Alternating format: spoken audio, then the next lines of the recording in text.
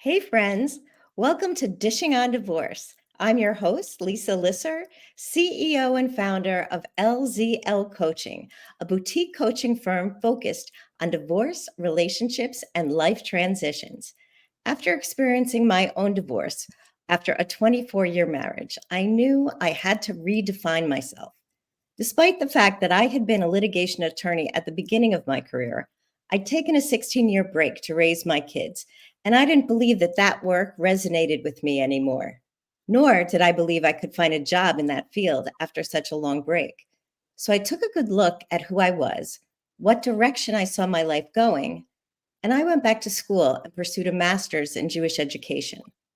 I did that work deeply, and then I discovered the field of divorce coaching, which sounds really out of the way, but I recognized a profession that blended all my passions and all my skill sets. And I know the fear and I know the overwhelm of divorce firsthand, but I also know that we can make change and we can do hard things. So I'm here to provide you with help in ways that are not obvious, but are so obvious. And so you can think of me as your guide on the side. So today, I am so excited to welcome my guest to Dishing on Divorce, Debi Hemmeter. But before I get there, I need to let you know that we are watching the new streaming network, home of Going Solo Media and WGSN-DB, Going Solo Network Radio, podcasts, and TV. You can find us on Facebook, LinkedIn, YouTube, and Roku TV, and wherever you stream your shows and podcasts. And now I have the great pleasure of introducing Debi Hemmeter. Welcome, Debi. Hi, Lisa. Thank you so much for having me. It's a pleasure to be here with you. It's my pleasure to have you. So now I'm going to give a little bit about your bio. Debi is the co-founder of leanin.org with Sheryl Sandberg, the former COO of Facebook Meta. Debi has over 25 years of experience within the private sector with 4 Fortune 50 companies. Debi began her year at PepsiCo and Sara Lee in sales and marketing. And after close to 10 years in the consumer products segment, she was recruited to Wells Fargo Bank. There she specialized in retail banking, strategy, marketing, and business development. Debi then moved on to Bank of America and led one of their largest retail markets, where she managed $3.4 billion in assets and 1,600 employees. Along the way, Debi learned firsthand many of the important lean-in principles. 1, sit at the table. 2, don't leave before you leave. And 3, to talk safely about unconscious bias. She believes, and the research supports, that having these kinds of conversations has allowed companies to improve their bottom line and their bottom line performance, and allows individuals to build confidence and become transformational leaders. Last month, Debi delivered an impactful TEDx talk in Wrigleyville, Chicago, which focused on the critical topic of why DEI initiatives are stalling and sometimes failing, focusing on what comes next. Debi lives in Los Angeles and has 2 daughters who are leaning in all the way in their careers. Debi is also a beacon of thriving after divorce. She will talk to us about that experience as well, and how all of us can shift our mindsets to find the power hidden within. Welcome, Debi. Thanks, Lisa. Thanks for a very nice intro. Well, I'm sort of in awe. In many ways, I am in awe because you have led a really phenomenal career. And many of us sort of look at what you've accomplished and really wonder how you could have done all of that and raised 2 children and struggled and thrived after 2 divorces. So tell us a little bit more about your story, just so we get a little bit more about you. Yeah. So thank you so much for having me on your show. And I have to be honest, I never thought in a million years I'd be on a show talking about divorce. Yet here I am. And I've been through 2 divorces. So I will say that I had 2 very long marriages. And if I knew everything I knew today, I would do it all over again. So uh, I'm very happy for the marriages that I did have. But it's interesting, I say this to my daughters, and they don't exactly appreciate this. But, you know, in the early 1900s, our life expectancy as women was like 42 years old. Now, my life expectancy is 81 years old. My children's life expectancy, because of medical advances and technology, et cetera, is 102. So to think that you're going to have one life partner is like rare, in my opinion. And if you're lucky enough to do that, that's fantastic. But many of us are not. So there enters the divorce world. So I met my first husband when I was in college, and we were together 16 years, and we had a 9-year marriage. I filed for divorce. He was a divorce attorney.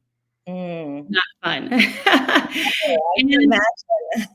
yeah. And, you know, I had to pay spousal support and child support.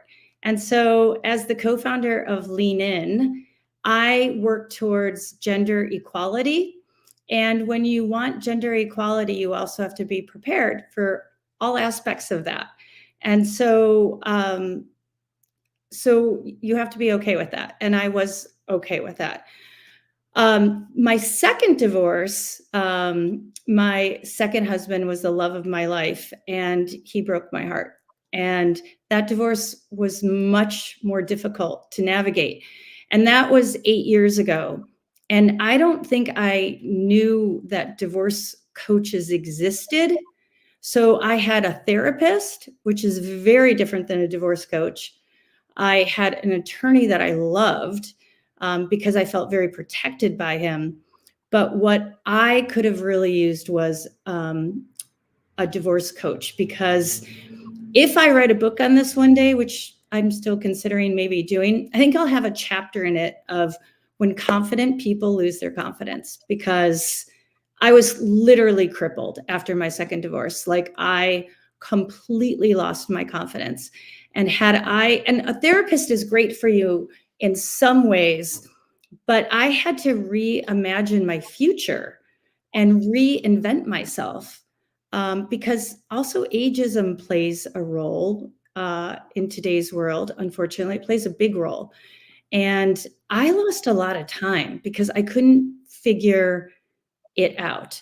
Also, I will say that I lost my mom, dad, and only sibling when I was young. So I didn't really have a family to lean back on. I had a lot of friends, a lot of girl crew, but you can only go to them so often. Like, you don't want to drag them down. So yeah, it was a challenging time. Wow, there is so much in there. There's so much in there that you just shared that have lessons for everybody that's going through divorce. In the first place, that leaning in and equality between genders means, yeah, if you're making more than your spouse and you're the wife, it means you have to pay child support and spousal support. And if you are the higher earner, that's got to be okay. If we go back and remember one of the first gender equity cases that Ruth Bader Ginsburg um, defended up to the Supreme Court, it was a male who was looking for support in a case regarding parental rights. Mm. And that she felt, as a young attorney, that the only way to put the eye on gender imbalance was in a case that flipped the narrative. And Interesting. so here it is. And when the narrative is flipped, we have to allow ourselves to accept a different story, and that's okay. But it's Yeah. a great lesson. It's a great lesson because if we want to stand in our power, it means acknowledging our power, not diminishing our power, Yep. right? Exactly. Yep. Excellent point. And then you talk about your second marriage and that this was the love of your life. And so when you are in that kind of relationship, you give away certain aspects of yourself in service of the relationship. And you don't necessarily realize that that's what you're doing because you're in this space of love and recognize that marriage takes work and there's give and take, and maybe you're giving more than you're getting, but you don't realize it when you're in it because this is a marriage. And when that ends, all of a sudden you feel like you've given up everything, but you don't know how to rebuild. So there's the sort of the splat, I'm on the floor, and how do my resources help me rebuild? And how do I get the courage after being such a high-powered woman who leaned all the way in? How do I lean into my own power now when I feel so outside of myself? 100%. And that's where, you know, thank you for sharing that you felt like you were not in a space that you had ever seen yourself before. Yeah. You know, Yeah. that's a thing to have to admit. And yet so many of us go through that and we're like ashamed. We're ashamed. I'm a woman who is strong. I'm a woman who is confident. How come I have none of those skills anymore? Where did I go? And 100. that's rough. And it's 100%. And again, like when I went through my divorce, I never heard of a divorce coach. Yeah. I just trusted. I trusted the people who I thought were supposed to know. And that's where the divorce coach comes in and reminds you that the person who you can trust the most is yourself. 100. When you've been doubting yourself. And so Yeah. now coach helps you remember you can trust yourself. Yeah. You know, you're the expert in your life. Well, we should So, share a little bit about how we met. yeah. Why Yeah. don't you share that part of our story? I love it. Okay, so we met over LinkedIn, but one of the reasons that we met is so I had worked my entire life, over 25 years, with 4 Fortune 50 companies, as my bio said, but I had taken a 4-year pause in my career against my better judgment, I might add. It wasn't actually something I wanted to do. It was my ex-husband was a venture capitalist, and he was raising his third fund. And so he was traveling a lot to raise money. And so our kids were going off to college. And he's like, you know what? Why don't you take a pause in your career and travel with me while I'm raising money? And after a lot of negotiation, we actually even went to therapy over it. And the therapist said, hey, if you're not going to take a pause in your career, I'm going to take a pause in my career and go with him. I finally did, literally. So I finally did. I took a 4-year pause in my career. And I have to tell you, I was super unfulfilled not working. I loved working. So that was when I really started to lose myself. So that was not a good choice on my part, I will say right there.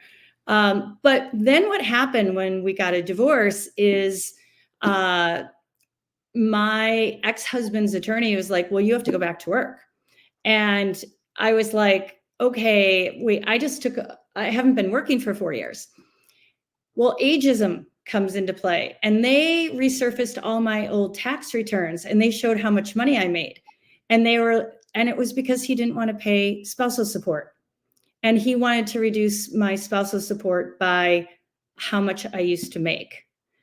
But it would be very hard to re-enter the workforce at that level.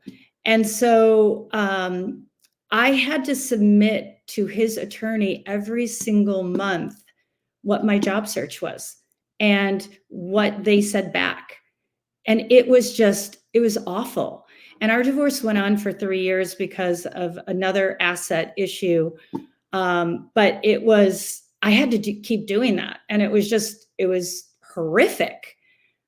And so I decided that I was going to go to work and help attorneys when there was a spouse that was faced with this, that I was going to help them reinvent themselves and relaunch their career and find themselves, because so many women have taken a pause in their career. And like, I have a lot of friends that have just these phenomenal educations, but they might have taken a 15-year pause to raise their kids. But then they'll tell me, but Debbie, I raised 2.5 million for the preschool. And I'm like, well, we can't really put that on your resume. But they had to reinvent themselves, and because they were forced to go back to work. And I was like, okay, I want to help women do this, and I want to help them do it with dignity and respect. So I wanted to do that. And that's how I found you on LinkedIn, and we connected, and then we just like kept chatting, and we've become friends across the country. Yeah, it's amazing. Because what I saw in you reflected so many of my values. And I think the same went in the opposite direction, because what you were looking to do was give women permission to redesign their lives based on what they were good at, and recognizing that it could be different. You didn't have to go back to something you used to do that no longer defined you, and you didn't want to be defined by that. But Right. you could take those skills and put them in a totally different area and do something totally different. 100%. So I know that, yeah, and we talked a lot about that. And I remember when you told me about the job search thing, and I was appalled, because I would have given you different coaching advice and suggested you shared that with your attorney, that you were not going to an unemployment office and having to show your job search. You were a strong woman who had different skills, and it was a different time in your life. And you didn't have to prove that you couldn't get a job, that was too demeaning. Yeah. And that was what you really needed to do. And that was upset, that, it upset me to hear that story. But I think a lot of women are put in the situation where, in order to establish they're entitled to alimony after leaving the workforce for 16 years, which is what I did, they have to prove that they're not valuable. And it's just, they're valuable in different ways. Yeah. And so what happens to your head when you have to prove you don't have value? It's a real dysfunction there. Yeah. So yeah, exactly. It's psychologically, it messed with my head so bad. It was, yeah. And so what I learned quickly is that resilience isn't a finite muscle. It's something that you can grow and develop. And I literally became a student of resilience. And I just learned to grow that muscle of resilience. And I was like, I'm stronger than this. I can get through this. And there are a lot of days when you just feel like staying in bed and pulling the covers over your head. But like, I did get through it. I will tell you, it's 8 years after that, and I'm fine now. I'm a better version of myself today than I was then. But it was a journey. It was a journey. So I want you to share with the audience about that journey and your story of resilience, but we're about halfway through, so we're going to take a quick break. And when we come back, we will hear Debi's story of resilience.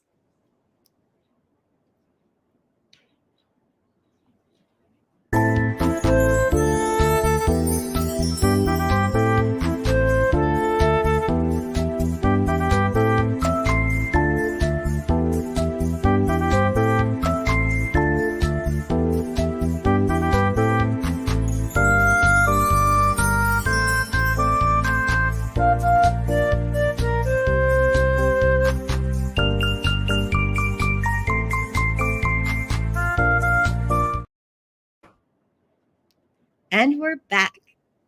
So, one thing that I didn't list in the many talents that Debi has is that she gives keynote speeches and keynote addresses. And she was set to give a keynote address um, several years ago, and something happened. So, Debi, I want you to share that Yeah. story and about the keynote speech you were scheduled to give in Chicago on June 1st, 2020. Yeah. Awesome. I'd love to, Lisa. I think this was really pivotal in my healing, honestly, and my reinvention, my growth. So it was day 77 of the quarantine, and it was day 7 of George Floyd unrest and rioting in our streets.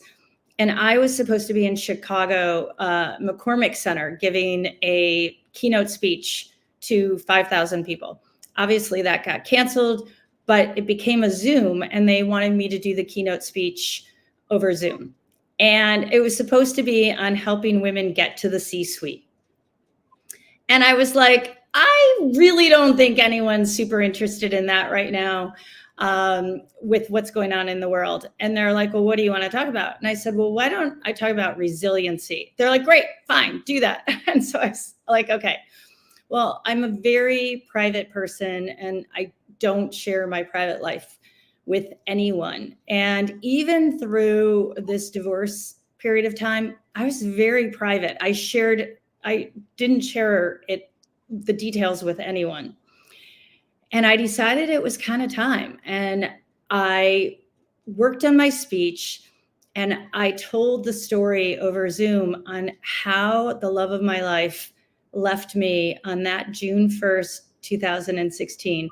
If you guys want to hear it, you can go to my website at debihemmeter.com, and it's on my website. I took the 6-minute clip from that speech and I posted it there. And I did rewrite it, so it was short and concise. But I shared that story of when the ground came out from underneath me that day. And I literally didn't know what I was going to do, because I thought we would be together the rest of our entire life. And I was focused on reinventing my life. And I shared that story. And then I shared my journey on how I grew my muscle of resiliency and how I recreated, I think, the best version of myself. And I have 2 daughters, and they're in their 20s, and they're like, Mom, you seem so much happier today. And which makes me really happy. And I was very nervous to give that speech. And afterwards, I got over 250 emails from people telling me they were so glad I shared that story, because they didn't feel like they were alone, because all of us face things like this. And Sheryl Sandberg, who I co-founded Lean In with, has, people look at her life that she has everything, but she lost the love of her life on vacation, and he was on the treadmill, and he had a massive heart attack and was gone in an instant, and she was left with 2 little kids.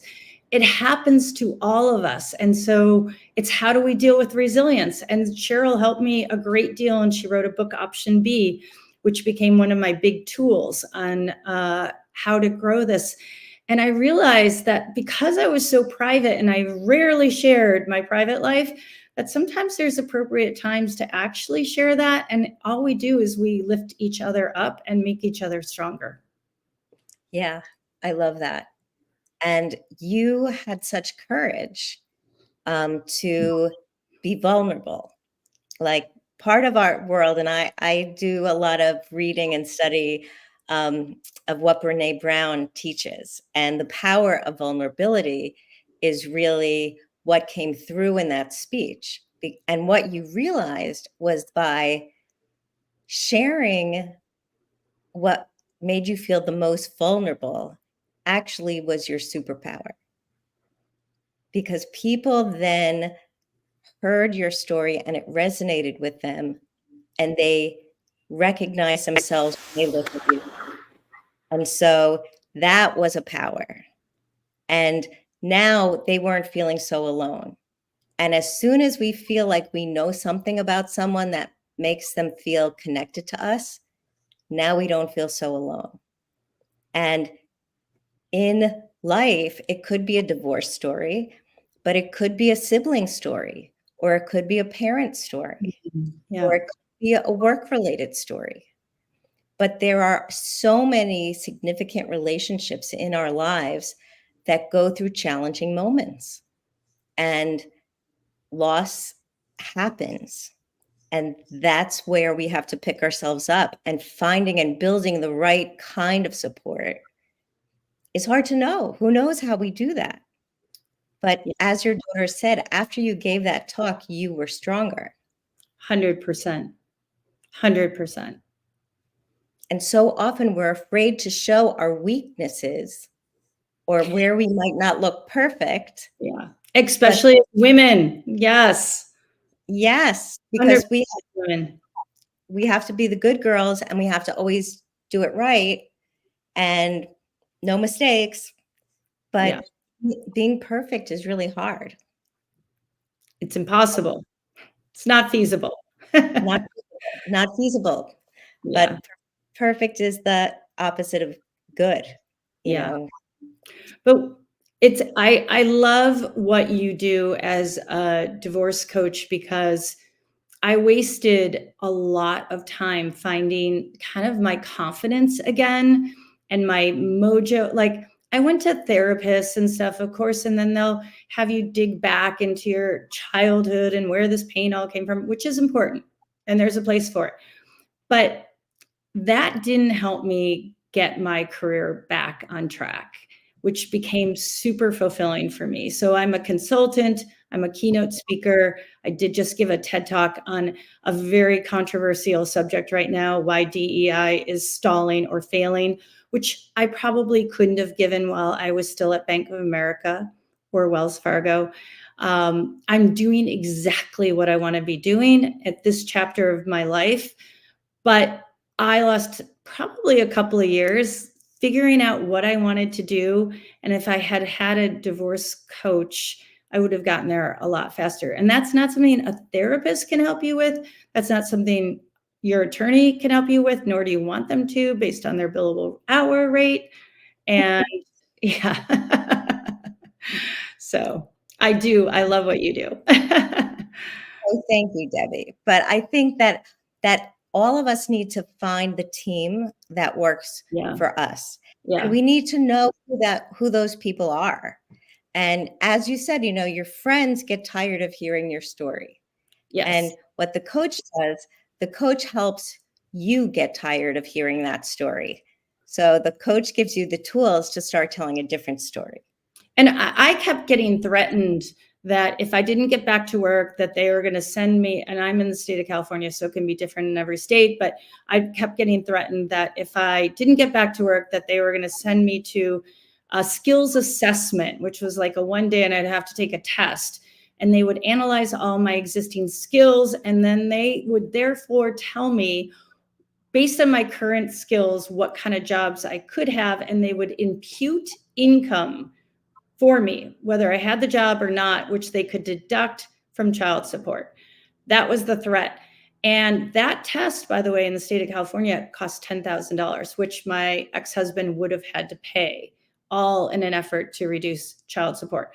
So I would rather have an ex-husband pay $10,000 or whatever. I have no idea what fees are, but for a divorce coach, career coach, whatever, to get me on the right track, which I did not do. Yeah. Yeah. But that's again where the divorce coach can help, not even just you, but if a divorce coach can get in and work with both people in the couple to say, okay, so what are our interests here? What really are our interests here? So let's get to the table and talk about what's most important. And Yes. it's not about the nickel and diming. And yeah, there were big numbers at stake here, but let's do the right thing and get all of the Yeah. facts on the table. And you it was a rough road, but you did get through it. And now you are that beacon who has had a transformation. Yeah. And ultimately you leaned in to your transformation. Despite all of the challenge, you leaned into it. And so that shows other women that are in all different kinds of situations that you can lean into your own power even when you don't think you have any power. I mean, I was speaking to someone today in a call where she was just trying to decide whether to hire a divorce coach or not. And she said, I felt like so powerless. And he keeps on threatening me that he's going to take away the kids and that he's not going to let me take away the kids and he's not going to let me have the house and he's not going to let me. And I said to her, a lot of that is bluster, but it's really scary to hear it. Yeah. But one of the tools we learned in divorce coaching training is an acronym for fear. So fear is false evidence appearing real. Mm. So bullies often say things that are not, but we're still afraid of them because of how they say it and that they say it, and we believe it. So there's no proof that, she was even trying to take his kids away. But he says it meanly, over here, and now she's got this fear. He's going to stop me. And Yeah. so what we work on is deconstructing the threats, deconstructing the threat and the fear that so we get out of the fight and flight mode, and then now we can get into a different transitional mode. And that's the power of coaching. Yeah. So Amazing.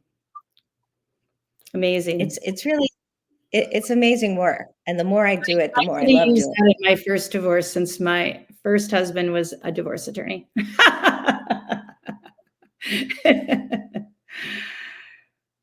Oh, well. it. So tell me, yeah, I don't know, but tell me, what is the best advice that you could give our listeners out there? Oh, I have two pieces of great advice, and this is not from me. These are two pieces of advice that two friends gave to me that I will pass along to you, and they served me so well. Okay, the first one is from a dear friend of mine, Byron, who gave this to me, and he said, "Debbie, you are going to get a ton of invites, and I know you're not going to feel great."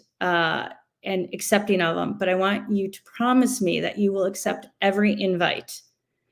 And by the way, I was married almost my entire life. And so I wasn't used to going to things by myself.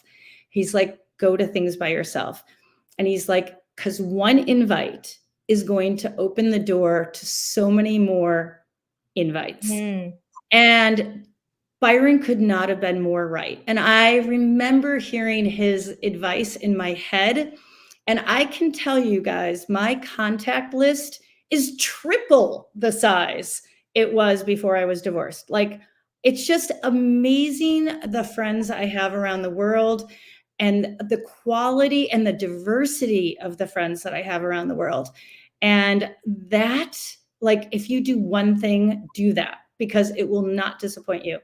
And then the second piece of advice is from Sheryl Sandberg. And I love this so much. And she was so right. And she said to me right off the bat, she goes, "Debbie, your daughters are watching your every move.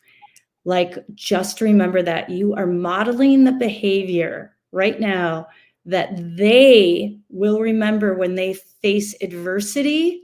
So how you handle right now is how they will handle when they go through a really rough time or adversity." And man, that kept me from probably behaving way worse than I could have, because I heard that in my head and she was exactly right. So those were my best two pieces of advice. And so I passed those along to you, and they served me so well. I love that. I love that. Because sometimes it's so hard to take the risk to accept the invitation when you have to go alone. But if we can reframe it and say, I get to go, instead of I have to go alone, but I get to go to this event, to this occasion, to this party. I get to celebrate with these people. That's a different frame, and that can give you a sense of opportunity. And as you said, you never know what opportunity will arise when you get to do something. You have that chance. I've never And then when that yeah, hasn't been to another event. 100%. yeah. And look, when I saw that you made a meeting on my calendar and I was like, who is this person and how did she get my name? Like, I love that we met and we connected. And that was really powerful. And that just led to such a great relationship. And And here I I am want on to a share. podcast nationally talking about divorce.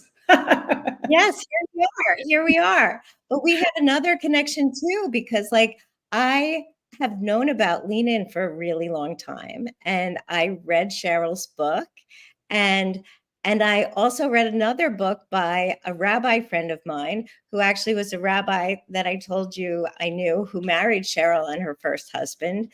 So like the world is so small because all of our people are connected. Amazing. And I want people to remember that it might feel like you're alone in a big world sometimes, but it's really much smaller than you think. So that invitation that you have to go to alone, you might meet somebody who knows somebody who is the right connection for you. And that's the power of taking your chances and going through those opportunities. My daughters agree with your daughters that I am much better now than I was before my divorce, and that they look at me starting my new business and they think it's incredible. They think that here they are, their mom. I also have the ageism thing going on. I'm a woman over a middle number. And I'm doing something new and I love it and I'm helping people and it's blending all of my passions and they're just starting their careers. But they can see that they have the chance to take all different paths and see what resonates. And that's powerful. So, with that, I want to thank you so much for being here. I want to hear more about DEI, but that will be for a different podcast. Um, Thank you so much, Debi Hemmeter. Tell us again how people can reach you if they want to learn more.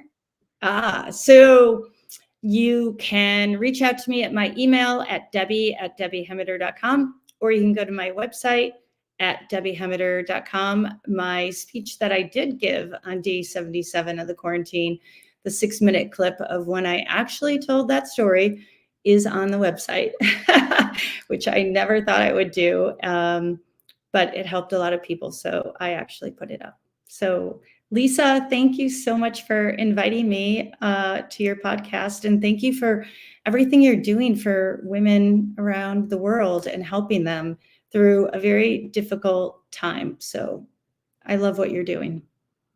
It's really a blessing that I get to do this. So thank you. Thank you so much. And thanks for reaching out with that LinkedIn invite. I'm so glad.